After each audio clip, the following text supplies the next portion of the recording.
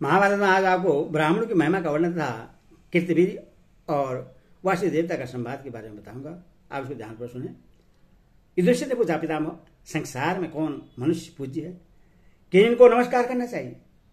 किन के साथ कैसा बर्ताव करना उचित है तथा कैसे लोगों के साथ किस प्रकार का आचरण करने से कोई हानि नहीं होती? भीष्म जी ने कहा, युधिष्ठिर, ब्राह्मणों का अपमान देवताओं को भी दुख में डाल सकता है।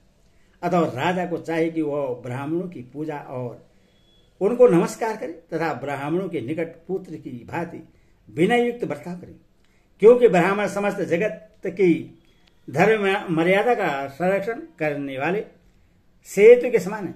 वे धन का त्याग करके प्रश्न होते और वाणी का संयम रखते हैं। वे उत्तम निधि व्रत का पालन करने वाले लोक और शास्त्र के निर्माता और परम यशस्वी हैं। तपस्या उनका धन और वाणी उनका महान बल है। वे धर्मों के कारण धर्मज्ञ, सूक्ष्मदर्शी, धर्म की इच्छा रखने वाले, पुण्य कर्म द्वारा धर्म में स्थिर रहने वाले और धर्म के सेतु हैं। उन्हीं का आश्रय लेकर 4 प्रकार की प्रजा जीवन धारण करती है। ब्राह्मण ही सबके पथ प्रदर्शक, नेता, यज्ञ का भार वहन करने वाले और सनातन हैं। वे देवता, पितर और अतिथियों के मुख तथा हवि कव्य में प्रथम भोजन के अधिकारी हैं। ब्राह्मण सबको उपदेश देने वाले हैं। वेद ही उनका धन है। वे शास्त्र ज्ञान में कुशल, मोक्ष धर्म के ज्ञाता, सब जीवों की गति को जानने वाले और अध्यात्म तत्व का चिंतन करने वाले हैं। उन्हें आदि, मध्य और अवसान का ज्ञान होता है। उनके श्रेय से दूर हो गए हैं। वे ऊंच नीच या भूत भविष्य के ज्ञाता और परम गति को जानने वाले हैं।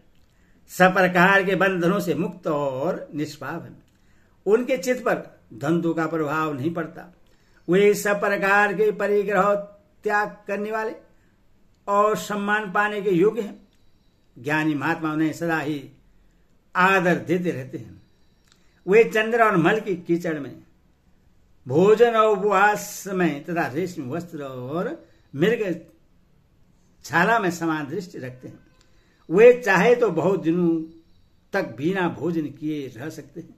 उनकी इंद्रियों को बस में रखकर स्वाध्याय करते हुए शरीर को सुखा सकते हैं और जो देवता नहीं है उनको देवता बना सकते हैं। यदि वे कोप में भर जाएं तो देवताओं को भी देव तत्व से भ्रष्ट कर सकते हैं।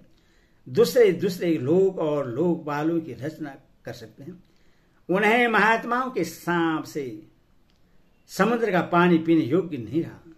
उन्हीं महात्माओं के सांप से समुद्र का पानी पीने योग्य नहीं रहा। उनकी क्रोधाग्नि दंड कारणी में आज तक शांत नहीं हुई। वे देवताओं के भी देवता, कारण के भी कारण और प्रमाण के भी प्रमाण है। भला कौन मनुष्य बुद्धिमान होकर भी उन ब्राह्मणों का अपमान करेगा?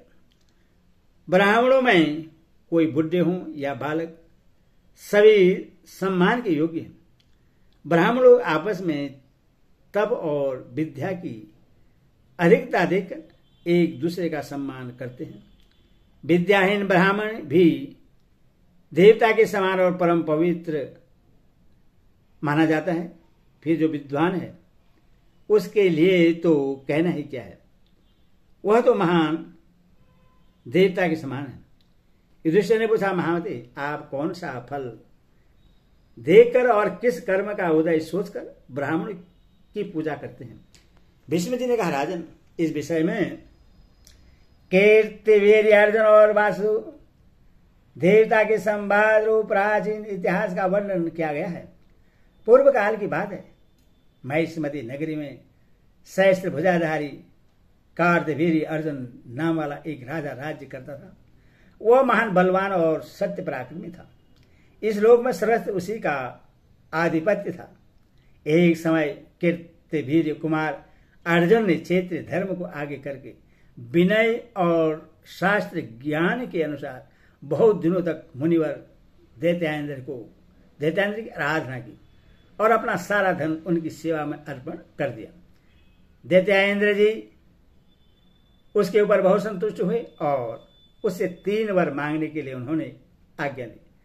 तब राजा ने कहा, भगवान, मैं युद्ध में तो 1000 भुजाओं से युक्त रहूं, किंतु घर में मेरी 2 ही बाहें रहें।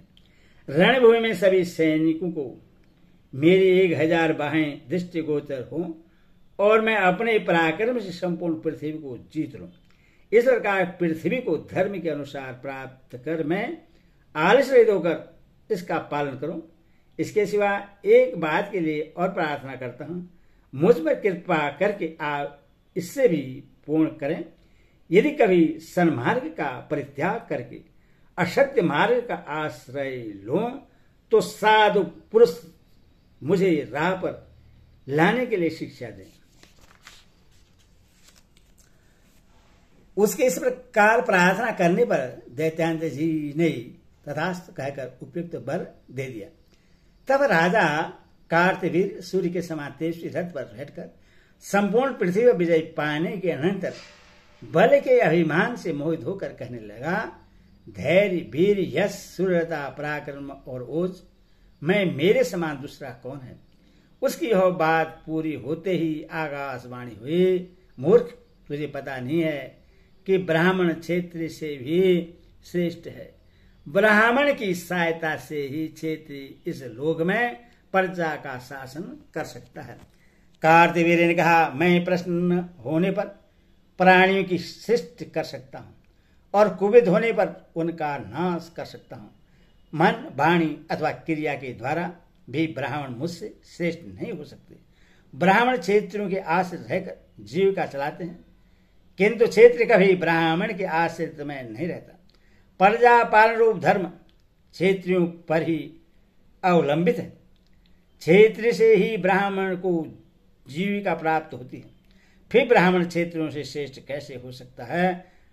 आज से मैं सदा भीख मांगकर जीवन निर्वाह करने वाले और अपने को सबसे श्रेष्ठ मानने वाले ब्राह्मणों को अपने अधीन रखूंगा।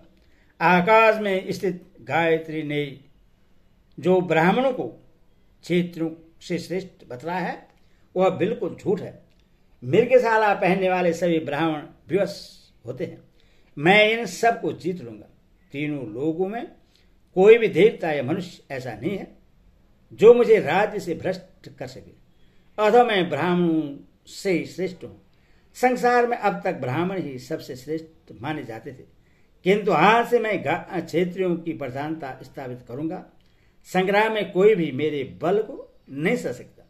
यह सुनकर अंतरिक्ष में स्थित हुए वायु देवता ने कहा, कार्तवीर, तू इस दूषित भावना को त्याग दे और ब्राह्मण को प्रणाम कर।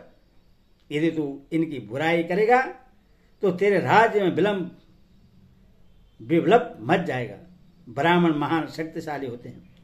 यदि तू उनके उत्साह में बाधा डालेगा तो वे तुझे नष्ट कर देंगे अथवा राज्य से बाहर निकाल देंगे।